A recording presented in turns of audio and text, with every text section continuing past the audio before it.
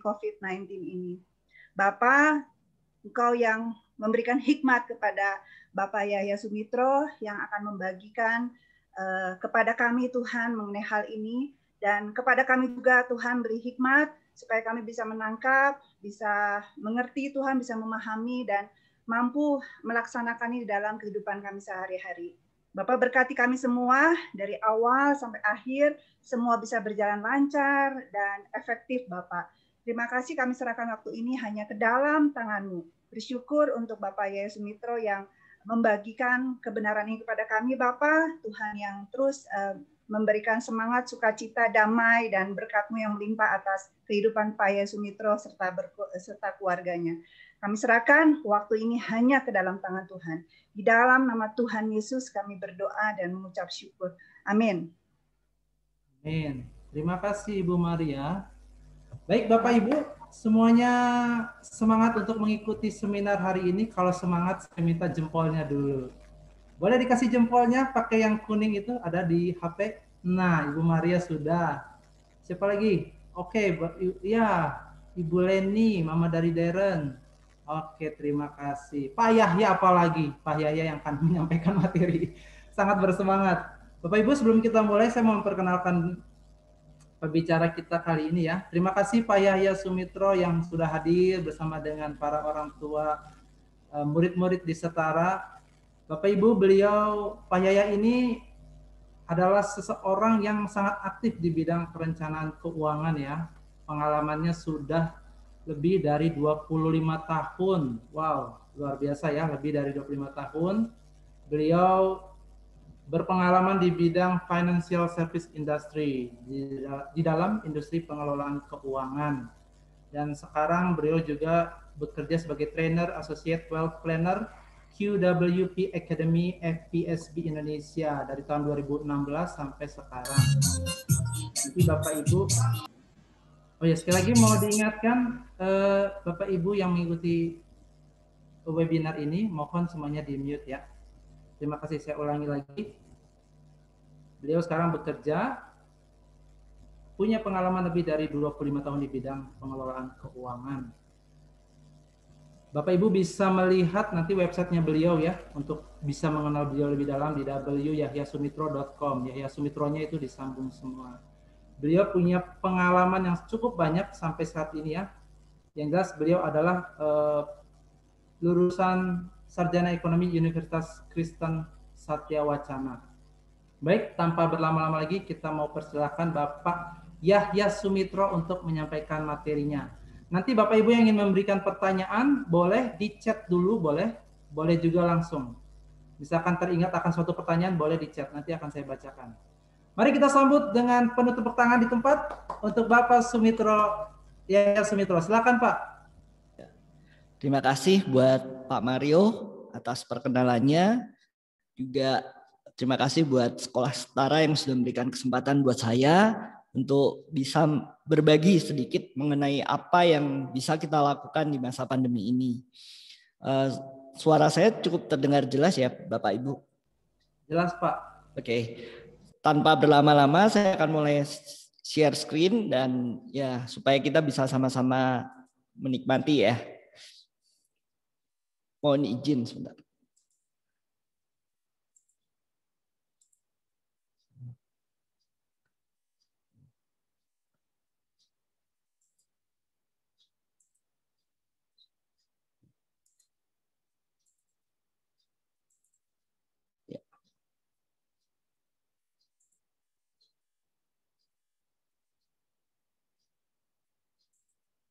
Ya, pada kesempatan kali ini saya akan sedikit membagikan mengenai bagaimana mengelola keuangan di masa pandemi COVID-19 ini. Dalam kesempatan kali ini saya akan membagi ke dalam subtopik ya. Yang pertama kita nanti akan sama-sama belajar bagaimana kita belajar dari salah satu public figure ya, salah satu orang yang terkenal di masa-masanya. Kemudian kita belajar dari pengalaman apa yang dilakukan dia.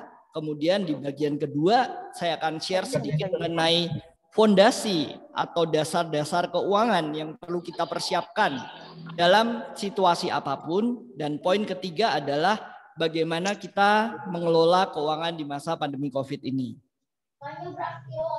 Nah, Bapak Ibu semua tentunya mengenal ya salah satu public figure yang muncul di layar ini. Ya, kita semua tahu ya, ini adalah Mike Tyson. Dia adalah seorang petinju kelas berat yang pada waktu itu sangat terkenal dengan julukan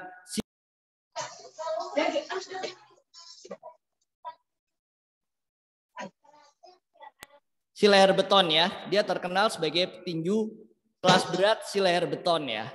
Kemudian pada saat masa jayanya itu, Mike Tyson ini kita bisa lihat ya, pernah memiliki namanya aset atau penghasilan yang tinggi serta kekayaan hingga 400 juta US dollar atau setara dengan 3,4 triliun. Namun yang kita perlu perhatikan dan kita perlu pelajarin, pada tahun yang sama di tahun 2003 Mike Tyson dinyatakan bangkrut. Bahkan mempunyai hutang mencapai 23 juta dolar. Dan selain itu masih mempunyai hutang pajak dan beberapa hutang atas pelayanan mobil mewah dan biaya hukum. Nah, apa yang kita pelajari dari hal ini? Mengapa hal ini terjadi? Nah, dari figur Mike Tyson, kita belajar 3 hal ya. Ketika seseorang memiliki penghasilan yang cukup tinggi, namun tidak bisa memanfaatkan penghasilan dan mengelola dengan baik, dan tidak bisa menjaga perilakunya, tidak merupakan sesuatu hal yang mengherankan pada akhir tahun di mana dia mencapai kejayaan, dia mengalami juga kebangkrutan.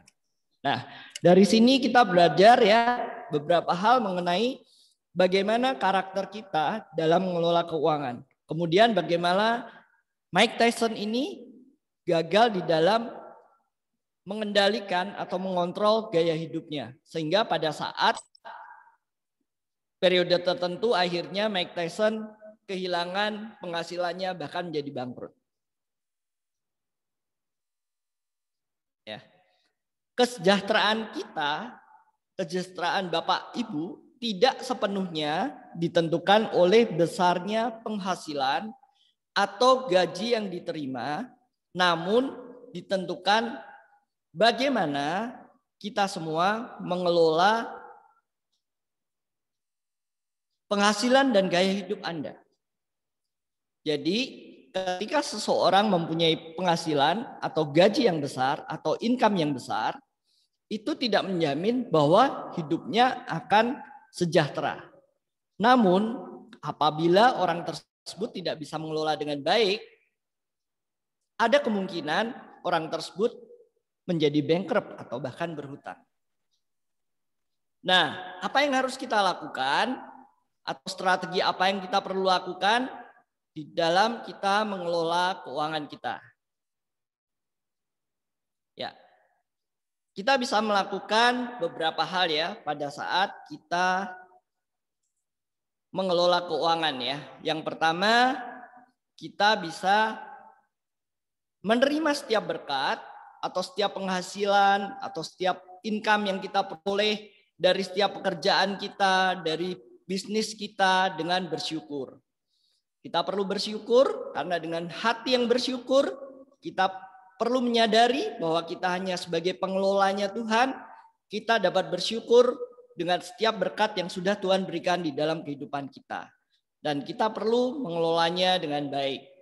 Yang kedua, pada saat kita mengelola, kita perlu mengelola dan mengatur keuangan sesuai prioritas serta mampu membedakan antara kebutuhan dan keinginan. Hal ini sangat penting sekali buat kita karena ketika kita di dalam mengelola keuangan kita, di dalam mengelola pendapatan kita, kita tidak dapat membedakan kebutuhan dan keinginan, berapapun penghasilan yang kita peroleh akan habis. Nah, poin yang ketiga adalah bagaimana kita perlu mewaspadai hutang dan mengontrol hutang. Jadi kita perlu mengelola hutang kita, apa saja yang perlu diperhatikan ketika kita berhutang, bahkan jika perlu menghindari hutang. Dan selanjutnya adalah di dalam setiap penghasilan yang kita terima, kita perlu yang namanya menabung dana darurat dan menginvestasikan penghasilan kita untuk mencapai tujuan keuangan kita di masa yang akan datang. Nah, langkah yang pertama ada beberapa hal yang bisa dilakukan. Yang pertama, kita perlu memisahkan keuangan. Baik kita sebagai orang yang berusaha, artian kita memiliki toko, kita memiliki warung, atau kita memiliki usaha apapun, kita perlu memisahkan antara keuangan yang diperlukan untuk usaha kita, untuk warung kita, untuk toko kita, untuk apapun yang kita lakukan dengan uang keluarga. Secara sederhananya, kita perlu memisahkan antara uang usaha kita dengan uang keluarga. Artinya, kalau sebagai pemilik toko atau pemilik warung kelontong itu usaha, kita perlu mengambil gaji untuk keluarga kita. Jadi jangan mencampurkan antara uang usaha dengan uang keluarga. Nah, mengapa itu kita perlu lakukan? Agar pada suatu saat jika usaha kita terganggu, dampaknya ke dalam keuangan keluarga kita tidak langsung kita juga terganggu secara ekonomi. Contohnya begini. Apabila kita misalnya mempunyai warung. Di masa pandemi misalnya warungnya sepi. Nah, kalau kita dari awal sudah memisahkan antara keuangan usaha dan keuangan keluarga, kita tahu bahwa uang usaha itu bukan uang keluarga. Jadi kita udah ambil gaji yang sesuai dengan ukuran yang disesuaikan dengan penghasilan dari warungnya ya. Jadi ketika warungnya sepi karena Bapak Ibu sudah menyiapkan uang di keluarga Bapak Ibu tetap bisa membiayai kebutuhan rutin dan kewajiban-kewajiban yang harus dipenuhi. Karena Bapak Ibu punya yang namanya dana darurat. Jadi Bapak Ibu ketika usahanya sedang tidak baik, di dalam keuangan keluarganya masih bisa dipenuhi dengan dana darurat. Itu salah satu contohnya. Kemudian bagaimana dengan orang yang sifatnya bekerja atau karyawan seperti saya? Nah, kalau sebagai seorang karyawan tentunya kita perlu mengatur pendapatan kita sehingga kita masih mempunyai saving atau tabungan dan investasi untuk masa depan. Nah, caranya bagaimana? Cara agar kita bisa selalu surplus di dalam pendapatan kita, kita perlu membuat suatu anggaran. Jadi setiap bulan kita nih buat anggaran. Misalnya kita buat anggaran untuk biaya rutin kita, misalnya biaya untuk kebutuhan rumah, biaya untuk kebutuhan makan, kebutuhan transportasi, biaya anak sekolah. Nah, kita bikin budgetnya, kita buat anggarannya. Kemudian pada saat kita merealisasikan pengeluaran, kita melakukan pencatatan.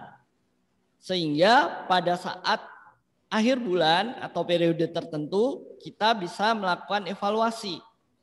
Apakah apa yang kita anggarkan itu sudah sesuai atau ada pos-pos tertentu yang pengeluarannya melebihi apa yang kita anggarkan. Nah, caranya bagaimana? Kalau dahulu kita bisa belajar ya mungkin dari orang tua kita, dari nenek kita ya. Dulu kalau orang tua itu menggunakan amplop. Jadi dia bagi setiap pos-posnya dengan amplop. Contohnya setiap bulan setelah dia menyisihkan pendapatan untuk gaji dia atau ketika seorang karyawan memperoleh gaji, dia langsung sisihkan nih per amplop. Contohnya amplop untuk biaya listrik, biaya rumah tangga, biaya transportasi, biaya anak sekolah, dan lain-lain. Jadi setiap pos-pos pengeluaran diatur menggunakan amplop. Ada yang caranya begitu. Ketika nanti uang yang ada di amplop sudah habis, artinya pos-pos tersebut sudah tidak bisa ada biaya untuk pengeluaran di pos tersebut. Jadi benar-benar harus diatur. Kemudian bisa juga dengan cara memakai Excel, atau buat Bapak Ibu semua yang sudah cukup familiar dapat mendownload aplikasi mengatur keuangan yang sekarang sudah banyak di smartphone ya. Nah, itu sangat membantu kita untuk kita bisa membuat anggaran, melakukan pencatatan, kemudian kita melakukan evaluasi atas setiap pengeluaran yang sudah kita lakukan. Nah, bagaimana contoh kita mengalokasikan atau mengatur pendapatan kita? Ini hanya contoh ya Bapak Ibu, supaya memudahkan memberikan satu gambaran. Misalnya, contohnya apabila suami istri atau kita mempunyai penghasilan kira-kira berdua 5 juta, kita bisa memakai dengan metode 40, 30, 20, dan 10. Metode ini bicara apa? 40% kita bisa gunakan untuk memenuhi kebutuhan rutin kita. Antara lain biaya belanja dapur, biaya listrik, biaya sekolah, iuran BPJS, biaya transportasi, biaya air, kebersihan, dan lain-lain. Nah, ini porsinya 40% dari income kita. Contoh kalau penghasilannya 5 juta ya kita biaya rutinnya 2 juta. Kemudian apabila kita memiliki cicilan, contohnya saat ini kita masih punya cicilan KPR, kredit pemilikan rumah. Nah, cicilan sebaiknya tidak melebihi dari 30% dari total penghasilan kita. Dalam contoh ini adalah 1,5 juta. Kemudian hal yang terpenting adalah bagaimana kita menyisihkan 20% untuk investasi dan untuk menabung masa depan. Selanjutnya ada 10% untuk Anda berbagi atau Anda melakukan kebaikan buat orang lain. Nah, bagaimana dengan alokasi pendapatan yang penghasilannya 3,5 juta? Ini hanya contoh ya, supaya memudahkan memberikan gambaran kepada Bapak Ibu bagaimana pengaturannya. Yang pertama, kita bisa menggunakan namanya metode komitmen. 80, 10, 10. Artinya 80% dipergunakan untuk kebutuhan rutin. Artinya biaya belanja dapur, biaya listrik, biaya sekolah, iuran BPJS, biaya transportasi, dan lain-lain. Kemudian tetap memiliki komitmen untuk investasi atau menabung sebesar 10% dari penghasilan kita. Artinya kalau di sini 3,5 berarti 350.000 ya. Maaf nih Bapak Ibu, ini ada sedikit kesalahan ketik. Kemudian berbaginya juga 10%, artinya di sini 350.000. Nah, komitmennya apa yang dilakukan? Yang pertama adalah komitmen dan konsisten mencatat dan mengevaluasi. Dana darurat yang tadi saya sebutkan di awal perlu disiapkan dari alokasi poin I ya, artinya investment atau tabungan. Kemudian hindari hutang, jika perlu sesuatu menabung dulu untuk memperoleh sejumlah uang tertentu baru kita beli barangnya. Nah, apa strategi yang bisa dilakukan supaya kita ini tetap bisa menabung atau berinvestasi? Yang perlu dilakukan adalah ketika kita memperoleh penghasilan, yang perlu kita lakukan adalah saat kita membuat budget atau realisasi adalah realisasikan dahulu investasi atau tabungan sebelum Bapak Ibu melakukan untuk memenuhi kebutuhan rutin lainnya. Jadi ketika kita punya pendapatan, kita langsung tetapkan saving atau investasi dulu, baru kemudian sisanya dari setiap pendapatan kita dikurangi tabungan atau investasi, itulah yang baru dibelanjakan untuk memenuhi kebutuhan kita. Nah, apa itu dana darurat yang tadi saya sebutkan ya? Kenapa kita perlu punya dana darurat atau namanya emergency fund? Adalah dana cadangan yang hanya dipakai saat kondisi darurat atau kondisi luar biasa. Karena dampaknya akan sangat mengganggu pemenuhan kebutuhan rutin keluarga dan biaya yang wajib dibayar. Contohnya kita perlu membayar cicilan, bayar pajak, BPJS, dan biaya rutin lainnya. Nah, itu apabila terjadi sesuatu peristiwa yang sifatnya darurat, itu akan sangat mengganggu cash flow kita. Nah, dana darurat atau dana cadangan inilah yang dipakai untuk membiayai atau menggantikan sementara uang yang seharusnya kita perlukan untuk memenuhi kebutuhan tersebut yang diambil dari dana darurat tersebut. Nah, dana darurat ini sebaiknya disimpan dalam rekening terpisah dari uang yang dipakai sehari-hari. Jadi benar-benar Ibu menyiapkan 2 rekening. Dana darurat ini benar-benar hanya digunakan pada saat diperlukan dan situasinya benar-benar pada saat memang memerlukan dana darurat tersebut. Situasi-situasi apa saja yang kita ini harus memakai dana darurat? Contohnya, pada saat kita sebagai karyawan, kita bekerja, kemudian pada saat itu kita misalnya terkena PHK, atau pada saat itu terkena pengurangan gaji. Ada di masa pandemi ini yang gajinya dikurangi. Nah, dalam situasi-situasi tersebut, karena gajinya tidak cukup untuk memenuhi kebutuhan rutin dan kebutuhan yang wajib yang dipenuhi setiap bulannya, dana darurat itu dimanfaatkan untuk memenuhi hal tersebut. Kemudian contohnya apabila kita punya motor, tiba-tiba ada spare part mahal yang perlu diganti, mengalami kerusakan. Karena kita tidak pernah membudgetkan adanya kerusakan, biaya untuk memperbaiki kerusakan di dalam biaya rutin kita, dana darurat itulah kita ambil untuk memperbaiki spare part mobil atau motor yang mengalami kerusakan yang biayanya cukup mahal. Kemudian ketika kita atau ada anggota keluarga yang sakit dan butuh biaya yang cukup besar. Kadang-kadang walaupun melalui asuransi atau BPJS, kadang-kadang ada selisih pembayaran yang harus ditanggung. Nah, selisih pembayaran tersebut dibiayai dengan dana darurat. Atau contoh lain adalah apabila ada kerusakan-kerusakan di dalam rumah yang kita tinggalin, sehingga memerlukan biaya cukup besar. Disitulah dana darurat diperlukan.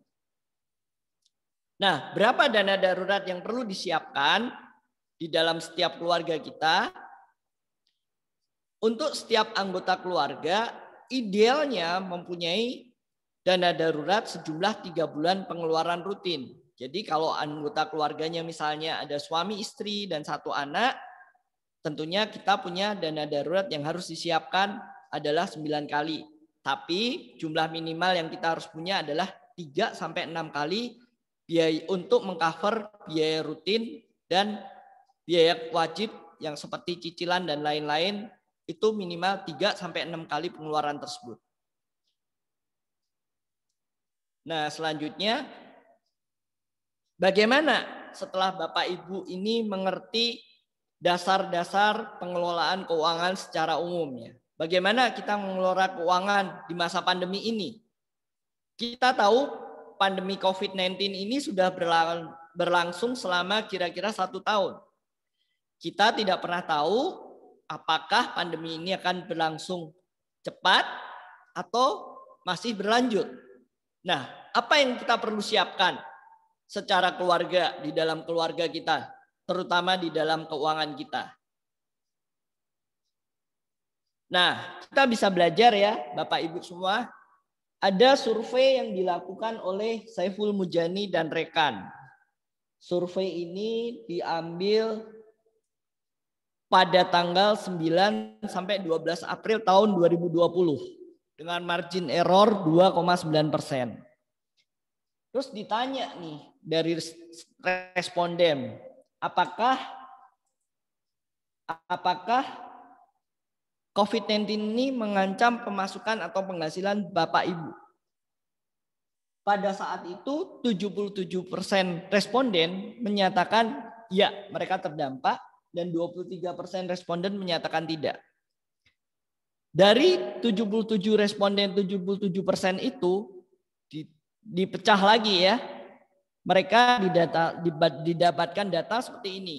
Yang pertama, sudah tidak bisa lagi memenuhi kebutuhan pokok tanpa meminjam sebanyak 33%. Kemudian 20% dari responden menyatakan tabungan sudah semakin berkurang, hanya cukup untuk 1 minggu. Dan selanjutnya ya, tabungan sudah semakin berkurang, hanya cukup untuk beberapa minggu. 20% menjawab seperti itu. Kemudian tabungan sudah semakin berkurang, hanya cukup untuk 1 bulan, 8% yang menjawab. Tabungan sudah semakin berkurang dan hanya cukup untuk beberapa bulan, 8% yang menjawab. Dan tabungan hanya untuk cukup 1 tahun, hanya 1%. Tetap aman untuk lebih dari 1 tahun, hanya 2%. Nah, inilah pentingnya dana darurat. Bagaimana ketika pada saat pandemi tiba, mereka masih punya dana cadangan sehingga mereka masih bisa bertahan hidup untuk memenuhi kebutuhan rutin dan kebutuhan yang sifatnya wajib selama periode tertentu. Maka itulah pentingnya dana darurat itu dipersiapkan. Nah, bagaimana di situasi saat ini? Yang pertama, kita ini perlu menjaga penghasilan kita. Walaupun pandeminya ini pandemi kesehatan, tapi kita perlu terus tetap menjaga penghasilan kita. Contohnya, apabila kita mempunyai toko atau mungkin mempunyai warung atau mungkin usaha apapun, atau misalnya kita mempunyai usaha restoran kecil atau kafe kecil atau apapun, kita harus berusaha semaksimal mungkin untuk mempertahankan omset agar penghasilan kita tetap ada. Dan bagi karyawan tentunya kita harus tetap berusaha bekerja secara produktif agar kita bisa memenuhi apa yang menjadi standar dari perusahaan di mana Bapak Ibu bekerja. Sehingga dengan adanya standar yang tetap dipenuhi, paling tidak Bapak Ibu masih dipertahankan oleh perusahaan yang memperkerjakan Bapak dan Ibu. Nah, antisipasinya apa di masa pandemi ini? Ada beberapa hal yang bisa kita antisipasi. Karena pandeminya pandemi kesehatan, kita tetap perlu menjaga kesehatan kita dengan rajin cuci tangan, social distancing, dan lain-lain. Namun di sisi keuangan apa yang perlu disiapkan? Ya, emergency fund kita sebaiknya kita memiliki emergency fund yang cukup, minimal 6 kali dari biaya rutin kita. Kenapa? Walaupun pandeminya pandemi kesehatan, namun dampaknya ke dalam hal-hal yang sifatnya ekonomi ini cukup besar. Contoh, apabila seorang mengalami pemotongan gaji, otomatis ketika gajinya turun, ya biaya dana darurat inilah yang dimanfaatkan untuk mengantisipasi income atau penghasilan yang kurang di dalam keluarga. Kemudian yang kedua adalah kita perlu punya mental yang kuat. Jadi kita nggak perlu terlalu takut sehingga kita tidak berani berusaha, tidak bekerja. Hal ini sangat berpengaruh di dalam kehidupan kita. Dan selanjutnya adalah positive thinking. Karena di masa-masa pandemi ini juga banyak peluang yang kita bisa lakukan. Contohnya, kita bisa menjadi dropshipper, kita bisa menjadi reseller buat produk-produk kesehatan seperti masker, seperti hand sanitizer, dan produk-produk lain. Atau bahkan juga di masa pandemi ini kita punya kesempatan. Karena banyak orang sadar akan kebersihan, ketika kita punya skill atau keahlian, kita bisa masak, kita bisa bikin PO order. Sehingga teman-teman atau saudara-saudara kita, itu kita bisa pesan makanan kepada kita. Sehingga ada income yang masuk. Nah, apa yang terjadi bila Bapak Ibu di masa pandemi ini penghasilannya normal? Artinya tidak ada gangguan di dalam penghasilan Bapak Ibu, bisnis Bapak Ibu masih berjalan lancar, atau pekerjaan Bapak Ibu masih lancar, kita bekerja masih menerima gaji yang normal. Apa yang perlu dilakukan? Yang pertama, kita perlu hemat atau menunda pengeluaran yang kurang penting. Karena di masa pandemi ini kecukupan untuk uang cash itu sangat penting. Jadi tunda pengeluaran yang sifatnya kurang penting. Artinya beli gadget lah, barang konsumsi lain, di online shop, beli baju lah. Nah, hal-hal yang tidak penting bisa ditunda agar kita bisa menghemat. Kemudian apabila biasanya kita terlalu banyak makan di luar atau GoFood, kita bisa melakukan penghematan-penghematan dengan memasak sendiri. Nah, buat karyawan ada beberapa yang pada saat ini mungkin masih work from home. Nah, hal ini bisa dimanfaatkan biaya-biaya yang tidak kita keluarkan pada saat kita work from home. Itu bisa kita manfaatkan menjadi dana darurat, untuk memperkuat dana darurat. Contohnya kita bisa memanfaatkan biaya-biaya yang diperlukan untuk biaya transport. Apabila kita tidak ke kantor, artinya ada sebagian biaya transport bisa kita alihkan untuk memperkuat dana darurat. Kemudian kalau dulu kita makan siang di kantor, kita suka beli di luar, artinya ketika kita makan di rumah, artinya ada penghematan, sehingga penghematan tersebut dapat dipakai untuk memperkuat dana darurat. Bagaimana dengan prioritas pengeluaran Bapak Ibu di masa pandemi ini?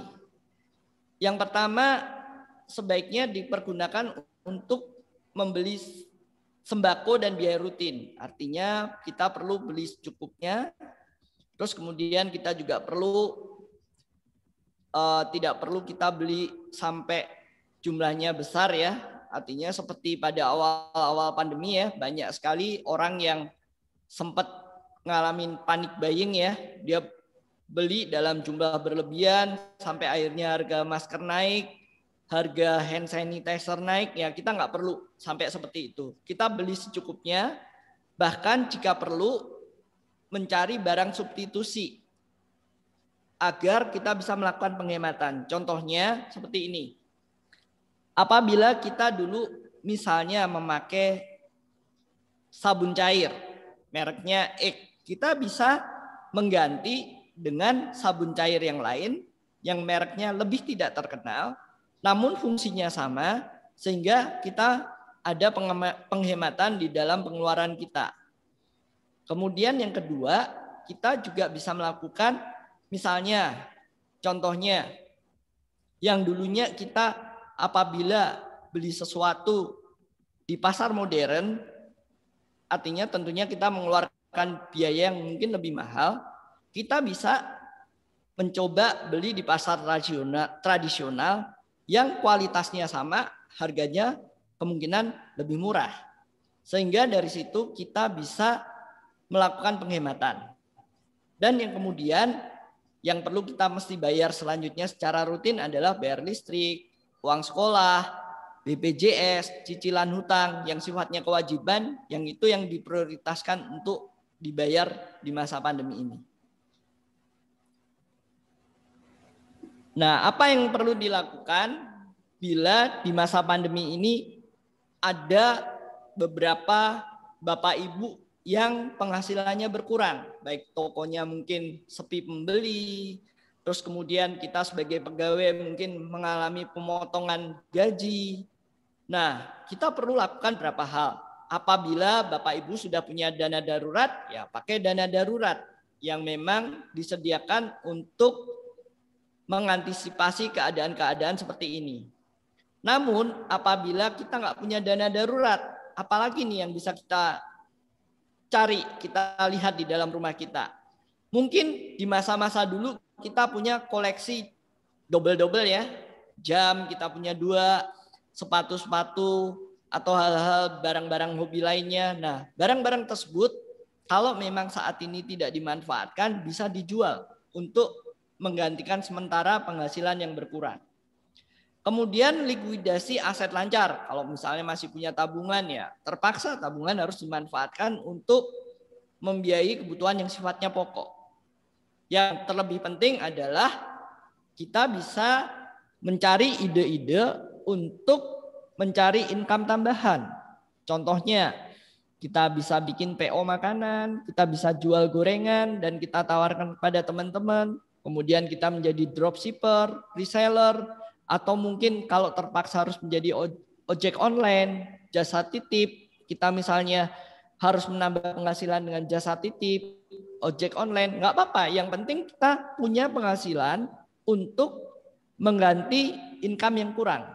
Kalau kita punya keahlian menjahit, kita perlu mungkin tanya-tanya teman yang mungkin butuh jasa untuk dijahitkan bajunya. Nah, itu bisa menambah penghasilan kita. Kemudian kalau kita punya keahlian-keahlian, misalnya kita pintar memasak, kita bisa bikin kursus masak kepada teman-teman ataupun menjadi perantara ya. Artinya kita menjadi broker untuk barang-barang yang dijual oleh saudara kita atau teman-teman kita untuk kita jual lagi sehingga kita mendapatkan tambahan pemasukan. Itu beberapa contoh-contoh yang bisa dilakukan dalam rangka menambah pemasukan yang berkurang di masa pandemi ini. Nah, bagaimana kalau Bapak Ibu saat ini memiliki hutang? Misalnya ada yang punya hutang KPR. Kita bisa nego dengan bank, misalnya tenornya diperpanjang, minta penurunan suku bunga, dan yang terpenting adalah menghindari menambah hutang konsumtif. Artinya jangan sampai kita ini akhirnya hutang kepada pinjaman online atau kredit card karena bunganya tinggi.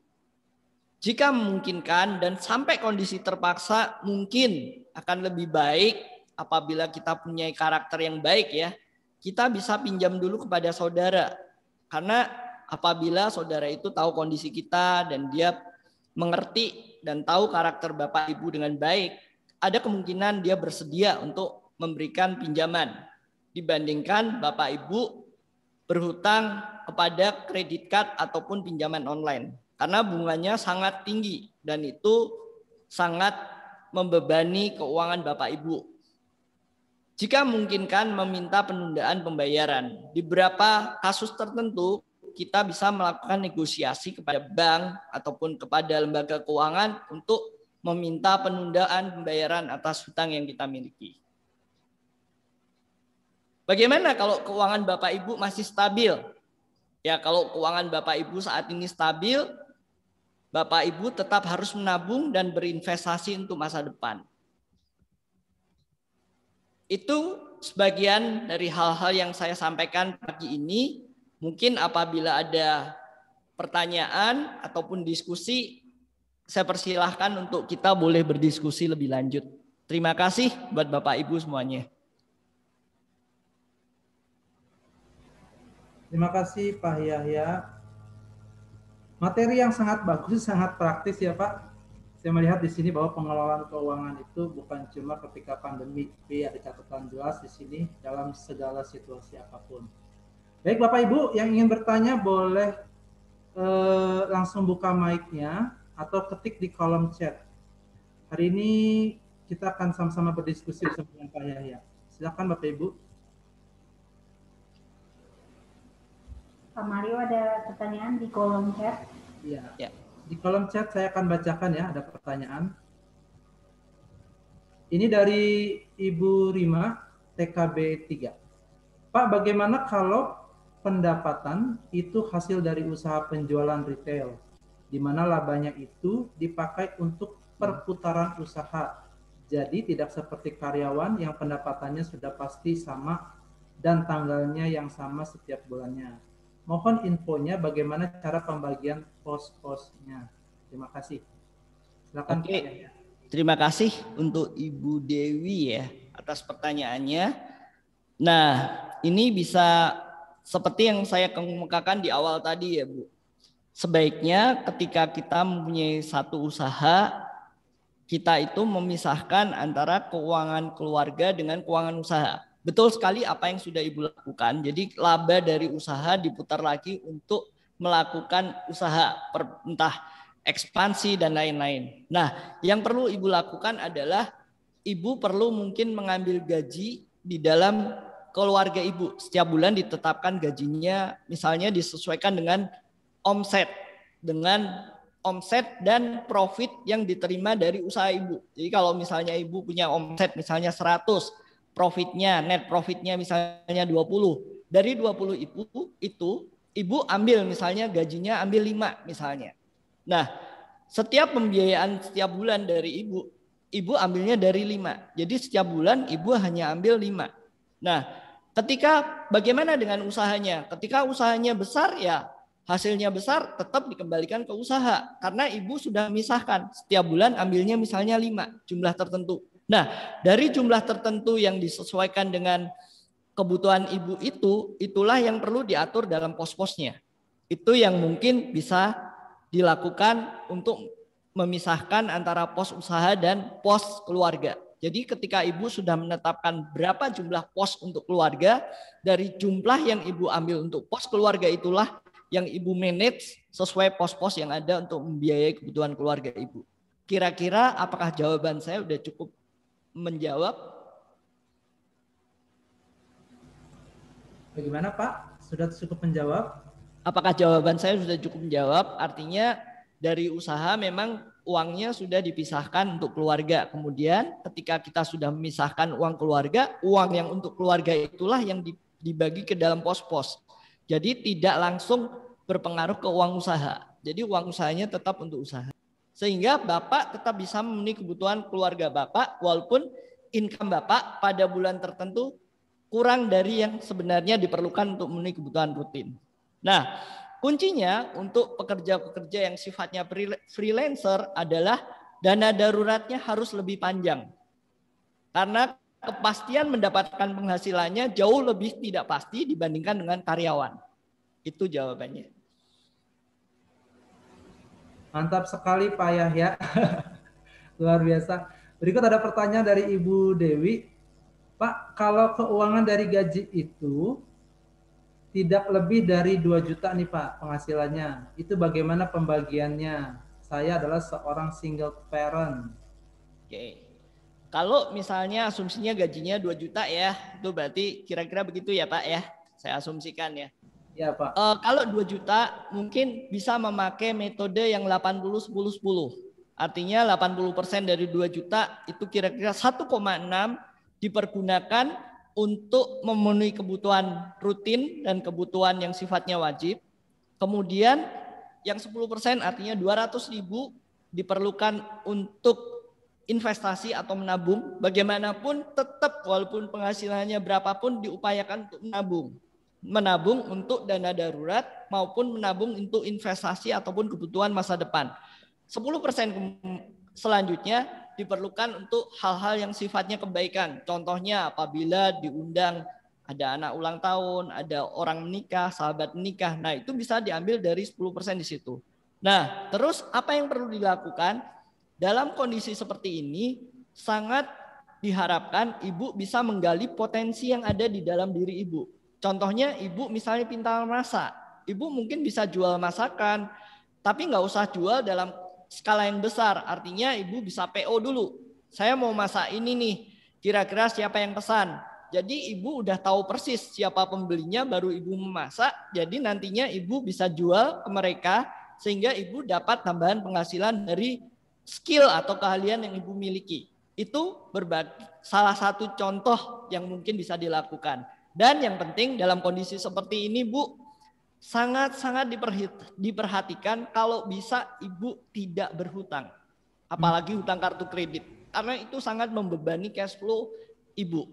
Jadi sebaiknya kalau ibu butuh sesuatu ya harus sisihkan dulu, tabung dulu, udah dapat baru kita beli barangnya. Itu yang mungkin bisa saya sarankan. Luar biasa Pak Yahya. Oke, Pak, nih Pak masih panas suasananya Pak. Ada pertanyaan lagi Pak. Pak, bagaimana mengatur keuangan dengan 4 anak yang hanya mengandalkan dari gaji 3,5 juta, sedangkan semua anaknya sekolah, Pak? Tuh. Nah, dalam situasi seperti ini sebenarnya ada yang perlu dilakukan ya. Yang pertama, kalau kondisinya gajinya 3,5 juta, artinya kan metode yang dipakai bisa sama ya, 80-10-10. Pokoknya yang gajinya sampai 3,5 itu masih bisa pakai patokan 80-10-10. 3,5 kali 8 kira-kira 2,4 untuk kebutuhan hidup, 350 untuk saving atau tabungan, 350-nya untuk berbuat kebaikan. Ya kira-kira proporsinya seperti itu. Apa yang dilakukan? Nah, di sini seperti yang saya ungkapkan di awal. kita perlu namanya mengerti prioritas, kebutuhan dan keinginan. Dalam kondisi seperti ini, apabila ibu belum bisa atau bapak belum bisa mendapatkan income tambahan atau meningkatkan penghasilan, yang perlu dilakukan adalah prioritas. Karena yang lebih mudah adalah mengatur apa yang akan kita keluarkan. Artinya pengeluaran kita benar-benar berdasarkan prioritas. Ya, kebutuhan makan, kebutuhan untuk biaya sekolah, dan lain-lain. Artinya untuk kebutuhan-kebutuhan yang sifatnya keinginan, ya mungkin ibu bisa tunda, atau mungkin ibu bisa pilah-pilah gitu. Jadi kalau beli barang juga kita mesti smart juga. Di mana dengan barang yang sama, saya bisa beli harganya lebih murah. Karena sebenarnya yang kita perlukan adalah fungsi barangnya, bukan merek barangnya. Merek tidak memberi perbedaan yang sangat mencolok, tapi fungsi itu lebih penting. Karena ketika kita tahu fungsi barang, apa value-nya dari fungsi tersebut, contoh kita beli baju, nggak selamanya kita harus beli baju yang branded.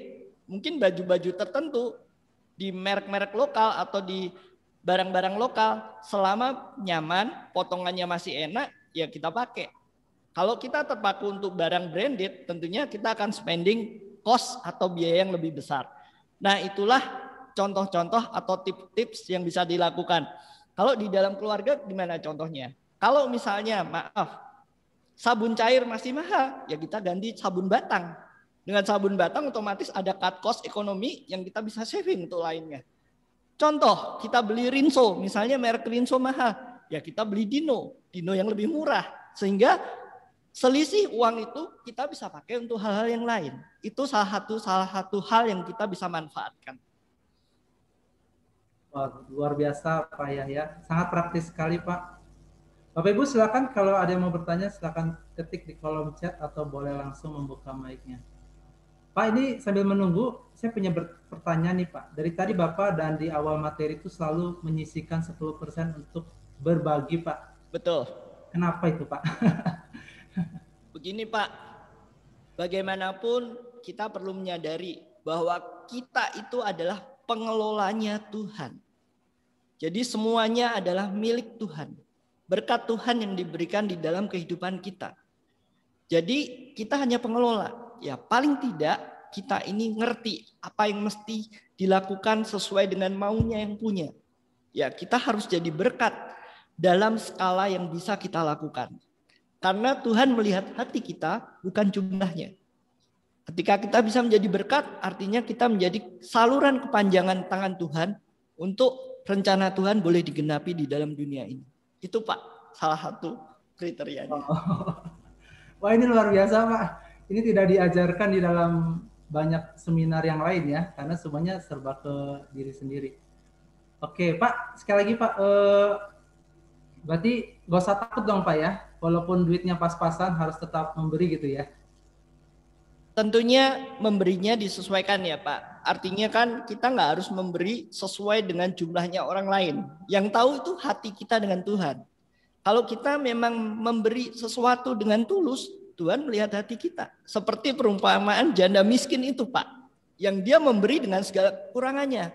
Tapi dia tulus. Sehingga berkat Tuhan mengalir. Setuju Pak, setuju Pak. Terima kasih Pak Yahya. Pak, berikut ini ada pertanyaan lagi. Pak, BTW biasanya kalau gajian itu awalnya kan dipotong untuk perpuluhan nih Pak.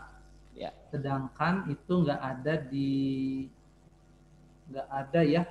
Jadi apakah itu 10% berbagi? Oh, yang tadi Bapak bagikan tidak ditulis ada 10% untuk perpuluhan. Kita sebagai orang percaya ini mau kasih perpuluhan. Nah, apakah itu sama dengan perpuluhan Pak? Nah, begini Bapak Ibu. Saya terpaksa harus menyatakan 10% itu tidak saya state sebagai perpuluhan atau apapun. Karena kadang-kadang dogma di beberapa gereja berbeda.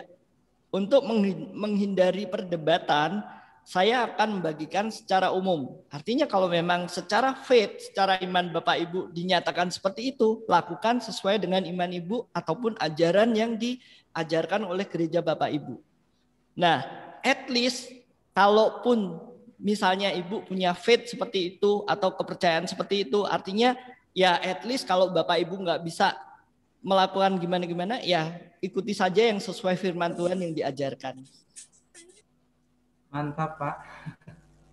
Saya sendiri walaupun sebagai moderator sangat diberkati dengan apa yang Bapak sampaikan. Bapak Ibu silakan mengetik pertanyaan Bapak Ibu di kolom chat. Kita masih punya waktu ya. Pak, saya punya pertanyaan lagi nih, Pak. Tadi Bapak sebut juga ya tentang investasi tuh.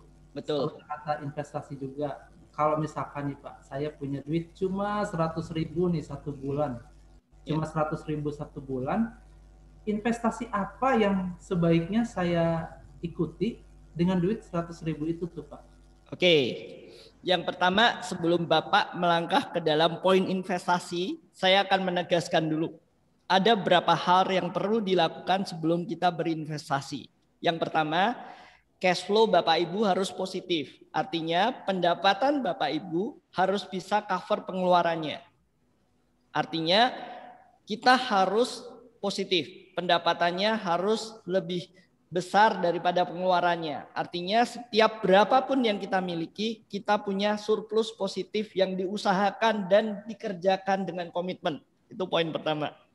Jadi artinya udah nggak ada besar pasak daripada tiang. Artinya benar-benar nggak utang-utang dari pendapatan kita. Itu poin pertama. Yang kedua, kita mesti punya namanya dana darurat. Minimal 3-6 kali.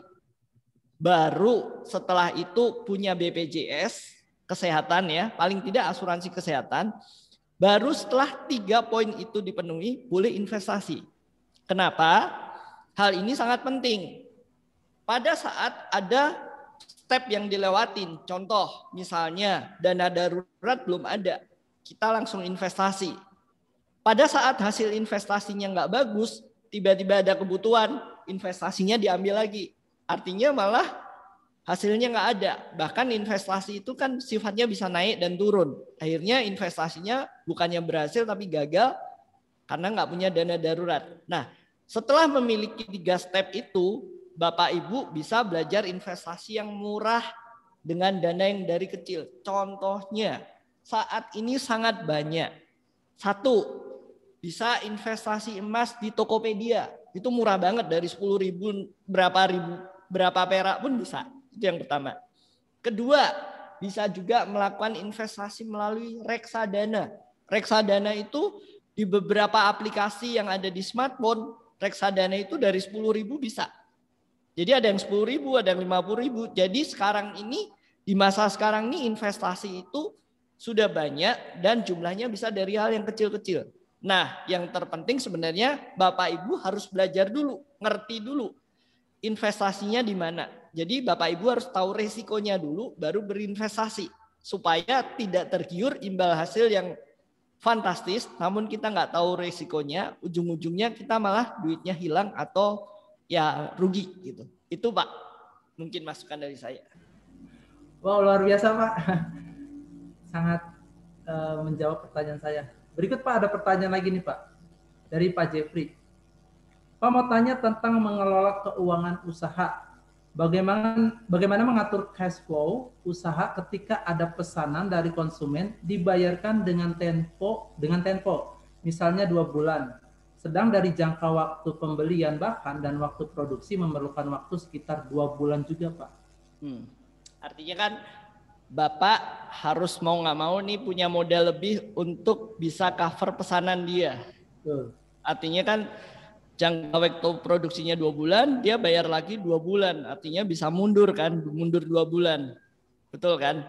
Ya. Artinya pembayarannya. Nah kalau dalam kasus-kasus seperti ini, Bapak mesti lihat ya, kira-kira skala bisnis Bapak sudah mampu nggak skala usahanya? Kalau dari skala usahanya, biasanya kalau usaha yang sudah terkelola dengan benar, tentunya dia punya namanya sama seperti orang keluarga, dia punya reserve, dia punya salah satu dana yang biasa nggak tahu lah namanya laba ditahan atau apapun. Jadi ketika ada profit, biasanya profit itu nggak diambil semua dari dividennya oleh pemegang saham. Tapi ada sebagian yang ditahan sebagai laba ditahan. Nah, apabila laba ditahan itu berupa cashnya cukup, ya mungkin bisa dilakukan. Namun apabila tidak cukup, tentunya ya ada sesuatu hal lagi yang bisa dilakukan dengan leverage. Artinya mungkin perlu pinjaman modal kerja. Namun sebelum minjam ya diperhitungkan lagi kira-kira apakah rasionya sudah mencukupi. Kemudian rasio pinjaman yang ideal, cicilan pinjaman yang ideal adalah melebihi 30% dari profit Bapak. Itu kira-kira step-step secara keuangan yang mungkin bisa dipertimbangkan. Wow, luar biasa Pak. Terima kasih Pak Yahya. Pak, saya mau bertanya. Silakan Bu. Nah, ini kan saya sebagai ibu rumah tangga dan single parent. Apalagi dengan keadaan saya yang penyakit autoimun. Nah, saya tuh dari sejak sekitar 2 tahun lah saya kan kena PHK gitu. Nah, jadi saya tuh ada dibantu sama cici saya. Nah, itu tuh tiap bulannya tuh 1 juta. Nah, sedangkan kebutuhan di sini tuh cukup gede, cukup besar gitu. Apalagi dengan satu pandemi kayak gini kan ya, keadaannya kayak gini, itu membutuhkan kayak kuota aja harus itu lebih ya sekitar 25 atau enggak sekitar 30 ke atas gitu kuotanya, dan harganya itu enggak bagi saya itu cukup mahal ya gitu, menghabiskan ya sekitar 200 gitu untuk kuota doang, belum untuk misalnya anak mulai sekolah gitu. Nah itu dari istilahnya saya kan nggak boleh kena sinar matahari apapun gitu ya, yang intinya dari sorotan matahari itu saya nggak boleh gitu. Soalnya ya itu karena sakit saya itu gitu. Nah itu tuh pengeluaran otomatis saya kan bisa dibilang tuh harus keluar ya menggunakan tuh Gojek gitu. Nah dari sini sampai ke sekolah itu 26.000 gitu, kadang 27. Nah itu tuh suka nggak tentu kan kalau Gojek gitu, apalagi kuota yang nggak tentu gitu harganya gitu. Nah itu gimana ya saya tuh mengelolanya gitu, apalagi dengan pengeluaran sehari-harinya itu cukup gede gitu. Ya mungkin kalau di sini mungkin Ibu sudah benar ya, Ibu harus drag lagi. Yang perlu menjadi prioritas pengeluaran Ibu adalah benar-benar pengeluaran yang sifatnya penting, yang utama, yang pokok. Itu yang diutamakan dulu. Jadi kesampingkan dulu yang sifatnya tersier, tidak pokok. Artinya yang memang pokok sekolah lah, transport untuk sekolah lah, atau apapun ya. Ini contoh-contohnya. Kemudian apabila Ibu bisa menggali apakah ada potensi yang Ibu punya. Contoh misalnya, saya nggak tahu apakah Ibu ahli apa atau punya skill apa. Nah, dari skill itu apakah bisa dijual ke orang lain? Dalam artian gini, Ibu produce sesuatu yang memang secara kesehatan Ibu masih bisa, Ibu jual ke teman-teman atau saudara-saudara. Sehingga nantinya selain spending yang dihemat, Ibu juga punya income tambahan. Itu yang mungkin salah satu yang mungkin bisa dilakukan. Salah satunya yang mungkin bisa dilakukan. Mungkin jawaban saya tidak sempurna bisa menjawab kebutuhan Ibu, tapi paling tidak saya berharap bisa memberikan gambaran gitu. Jadi Ibu benar-benar penuhi dulu yang pokok-pokok. Yang nggak pokok ya singkirkan dulu supaya spendingnya ini benar-benar hemat, cukup gitu. Baru setelah itu Ibu gali lagi, ada kemungkinan nggak Ibu ini punya potensi untuk dapat penghasilan tambahan yang sesuai dengan kondisi dan kesehatan Ibu. Jadi artinya ketika Ibu mengerjakan juga nggak sakit, tapi masih memiliki potensi untuk dapat tambahan income di situ. Itu mungkin yang bisa saya sampaikan sebagai saran pada Ibu. Makasih Pak. Sama-sama Bu. Terima kasih Pak Jeremy. Bapak Ibu, kita masih memiliki waktu. Ini kesempatan yang sangat baik loh. Ada yang ingin bertanya kembali, silakan open mic-nya boleh, ataupun mengirimkan pertanyaan dalam kolom chat. Sambil menunggu, saya mau tanya lagi, Pak. Boleh, Pak. Silakan, Pak. Pak, bagaimana ya cara, tadi Bapak bilang kan menggali diri sendiri, kemampuan. Tadi Bapak juga bikin statement bahwa bukan cuma melihat pandemi ini sebagai sesuatu yang masalah, tetapi bagaimana mengambil peluang di dalamnya. Nah, Pak, bagaimana sih caranya kita melatih diri untuk kita bisa kreatif gitu, punya positive thinking, yang artinya kalau ada pandemi, saya lihat kan kalau pandemi itu ada yang orang memang penghasilannya kurang, tapi ada juga orang ternyata dari pandemi malah jadi penghasilannya naik, Pak. Betul. Nah, itu bagaimana Pak supaya kita bisa termotivasi atau bisa mengambil kesempatan, bukan cuma pandemi ya Pak, mungkin berikutnya ada masalah lagi yang lain, tapi kita bisa tetap semangat gitu. Bapak punya tips nggak Pak? Ya, kalau saya paling tidak kita harus belajar banyak hal ya. Gali informasi, cari informasi, kemudian disesuaikan dari informasi yang ada, kita lihat ada nggak peluang-peluang yang mungkin dilakukan. Kemudian ya kenali diri kita sendiri. Kadang-kadang kita itu nggak kenal potensi diri kita. Contoh, saat ini di internet tuh banyak loh. Hanya membaca kita dapat uang. Hanya ngisi survei di beberapa kuesioner dapat uang. Ada banyak hal-hal seperti itu. Tentunya kita searching dulu ya. Jangan sampai nanti kena phishing juga. Tapi banyak sekali hal seperti itu bisa dilakukan. Dalam artian contoh, ketika Bapak Ibu punya talenta menulis, mungkin Bapak Ibu bisa menulis di beberapa blog yang memang memberikan bayaran atas tulisan Bapak Ibu. Nah, itu contoh-contoh yang mungkin bisa dilakukan. Nah, tapi gimana? Biasanya kita bisa diskusi dengan orang lain. Orang lain biasanya bisa melihat diri kita, termasuk kelemahan dan kelebihan kita. Dari apa yang disampaikan orang lain itu bisa menjadi masukan. Kemudian kita pikirkan mana yang kira-kira sesuai dengan kapasitas yang kita miliki. Dari situlah kita kemudian bisa mengembangkan pikiran kita, mengembangkan strategi kita untuk mencapai sesuatu yang lebih baik. Itu sih Pak, kira-kira.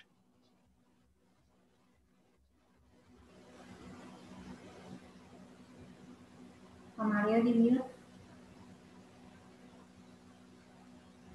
Pak Mario. Suaranya di mute Pak Mario.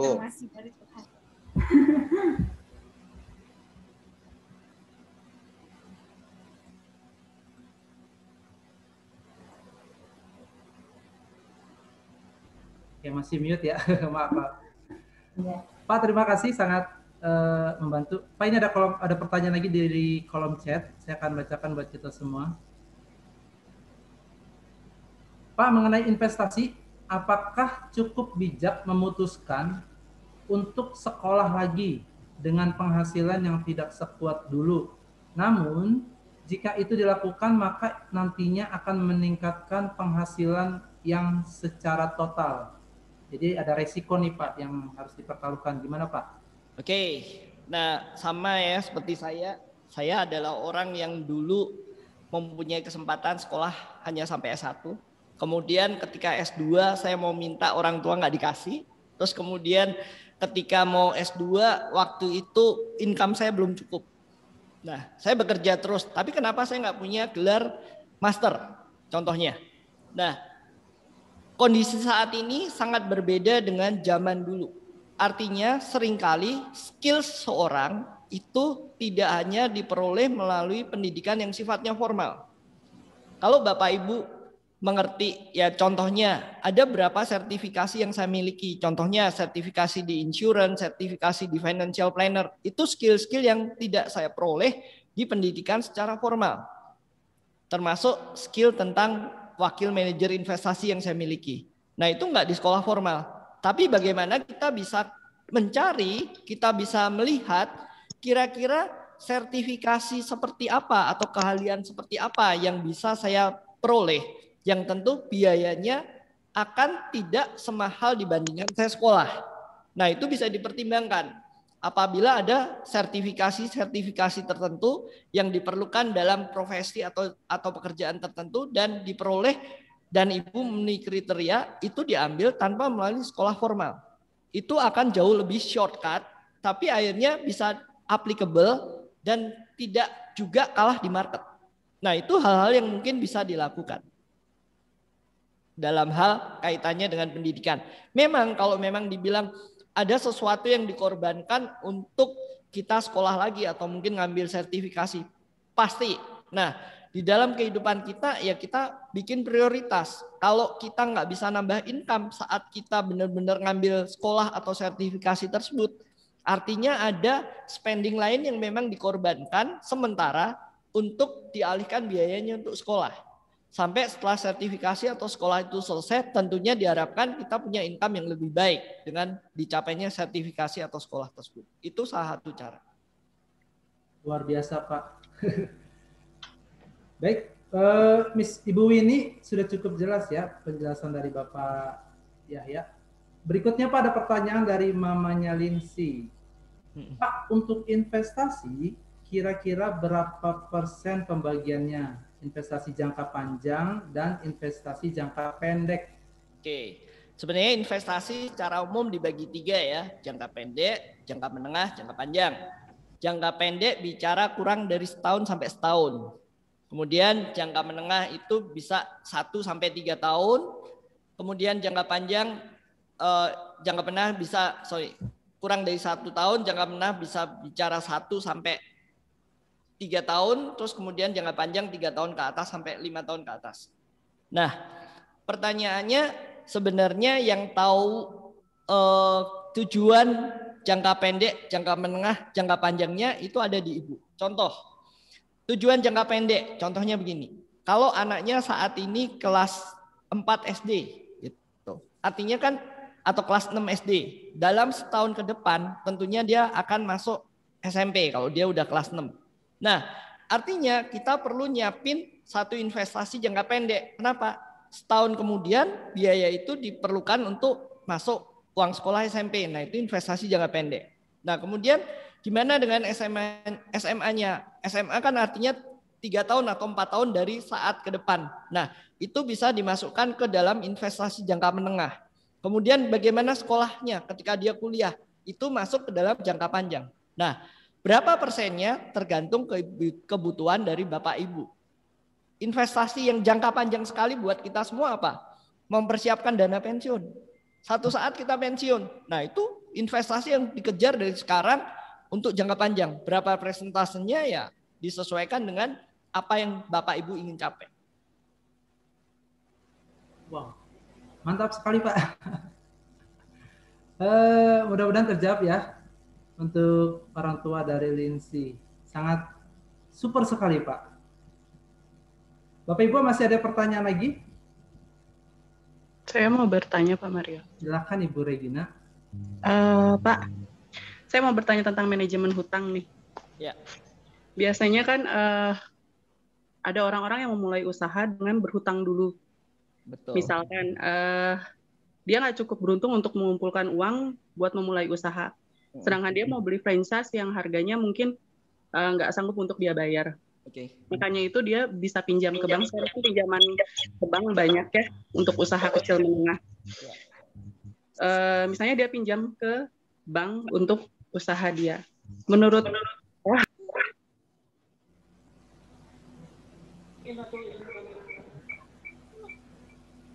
Bu Regina di mute, Bu Regina. Regina di mute. Maaf. Maaf. Kalau misalnya manajemen hutang, saya ulangin ya dari awal ya. Ya, oke. Saya mau bertanya tentang manajemen hutang. Soalnya kan nggak semua orang tuh beruntung gitu. Misalnya punya pekerjaan atau mungkin yang di PHK, mereka berarti harus memulai usaha yang baru. Terus kadang-kadang banyak juga orang yang berpikir usaha franchise lebih memungkinkan karena mungkin tinggal bawa produk, bawa barang atau tinggal bayar, terus semua kita tinggal jual aja. Nah, buat memulai usaha itu biasanya kan banyak juga yang meminjam ke bank untuk memulai usaha karena kan nggak punya uang sebelumnya atau tabungan sebelumnya. Nah, untuk memanajemen itu seperti apa ya Pak? Itu kan sebenarnya hutang yang nantinya harus dibayar dengan penghasilan dan ya nanti pasti dibagi 2 dengan hasil jualannya gitu.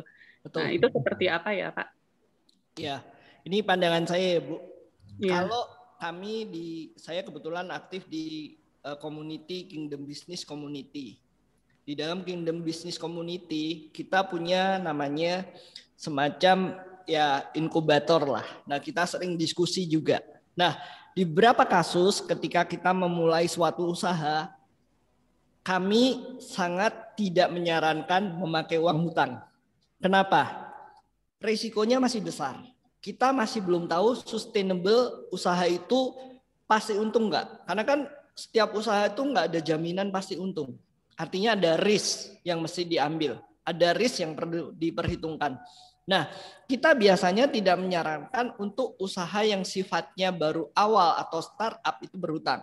Tapi kita boleh mengadvise usaha itu hutang setelah dia sustain, setelah kira-kira sustain 2 atau 3 tahun. Nah, saran saya kalau memang ada usaha yang sifatnya franchise, ya kita lihat dulu secara risk, opportunity, forecast, dan visibility study-nya. Apakah benar dengan kita berhutang, kita ini pasti jalan dan pasti untung. Ya, kita mesti lakukan itu secara mendalam, Bu. Karena kalau memang dari sisi hitung-hitungannya masih untung, ya boleh. Tapi dibatasin jumlahnya mau berapa. Jadi resikonya tetap ditakar, dibatasin. Tapi kalau dari awal kita udah ngelihat resikonya 60-50 atau 50-50, nah itu perlu pertimbangan lebih lanjut. Karena artinya ada kemungkinan gagal. Dan kalau gagal, seberapa besar yang Ibu bisa tanggung dari modal ataupun hal yang perlu dikorbankan untuk menutup kegagalan tersebut. Nah itu perlu diperhitungkan dulu. Itu saja Bu dari saya. Oke. Sudah cukup jelas Bu Regina ya? Cukup jelas Pak Mario, terima kasih. Pak Yahya, 2 pertanyaan ini saya mau bacakan langsung ya Pak. Ya. Di Ibu Rima dan Clarin. Pak, kalau investasi untuk pensiun selain melalui asuransi, adakah metode lain?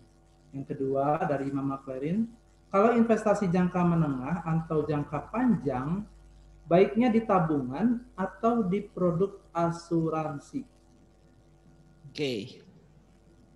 Ini bicara mengenai investasi jangka, sebentar ya, saya cek. Jangka untuk pensiun apakah melalui asuransi atau metode yang lain? Oke.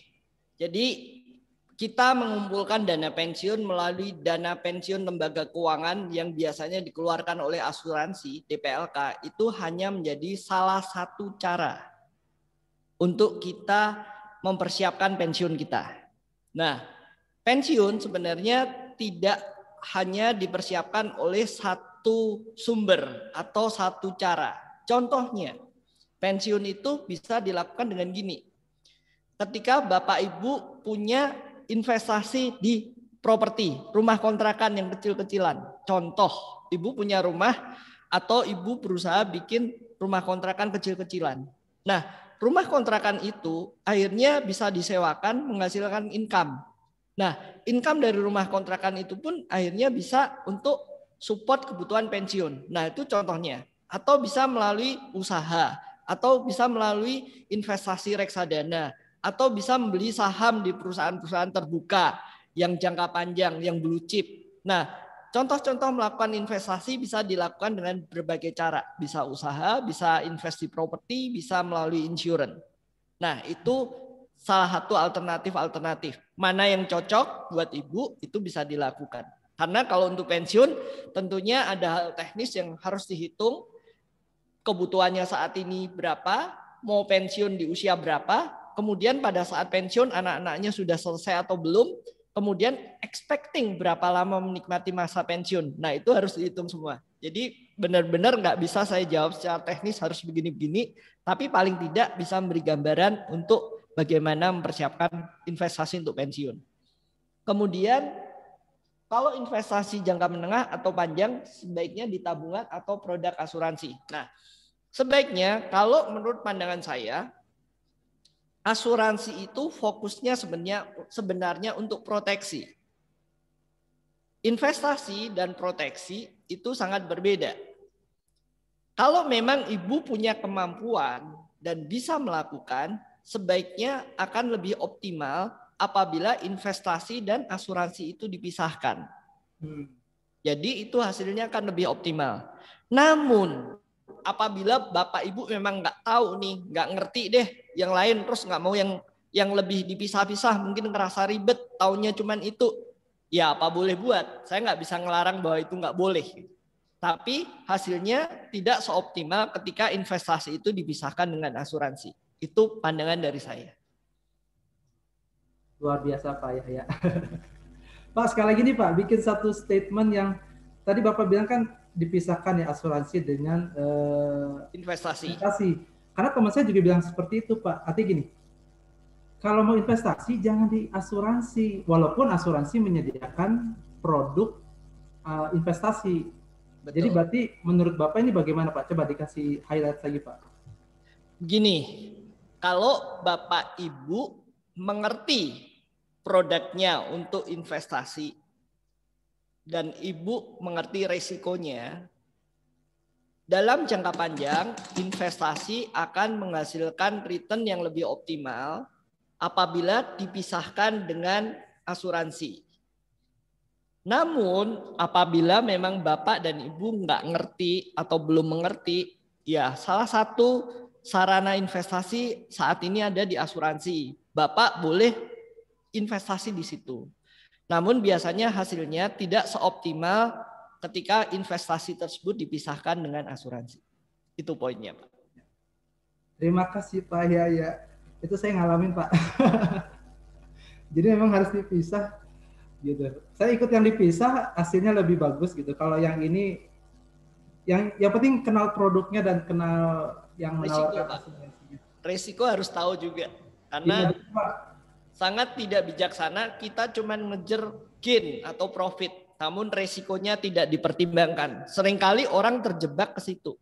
Karena ingin gain yang lebih tinggi, akhirnya resikonya nggak dipertimbangkan, akhirnya bukannya untung tapi malah buntung. Ya, luar biasa Pak Yahya. Pak, ini sebenarnya panas banget ya, seru untuk dibahas, tapi waktu kita sangat terbatas. Dan saya percaya Bapak Ibu sekalian yang hadir dalam seminar ini bisa mendapatkan hal yang sangat baik. Jangan lupa jika berhasil mempraktekannya, berbagi ilmunya kepada kepada keluarga, kepada teman, karena itu akan jadi berkat juga buat banyak orang. Sebagai penutup, Bapak Yahya, apakah ada pesan-pesan atau closing statement gitu, Pak? Ya, closing statement saya cuma satu, Pak. Jadilah orang yang bersyukur atas apa yang sudah Tuhan berikan di dalam kehidupan kita. Yang kedua, jangan sampai kita seperti di ayat firman Tuhan. Karena cinta uang kita menjadi timbul kejahatan. Dan banyak orang yang ingin jadi kaya. Dia jatuh ke dalam pencobaan. Jatuh ke dalam dosa.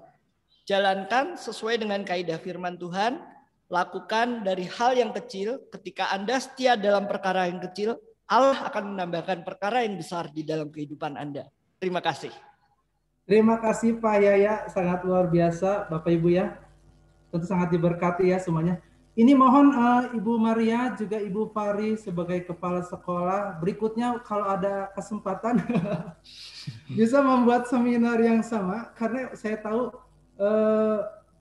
masih banyak pertanyaan ya.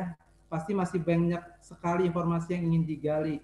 Jadi mohon mungkin di kemudian hari bisa mengadakan seminar yang sama gitu dengan pembicara yang sama juga boleh. Yang sama juga lebih yang sangat memberkati ya. Untuk pertanyaan yang sudah masuk mohon maaf kita belum bisa bahas nanti di pertemuan berikutnya.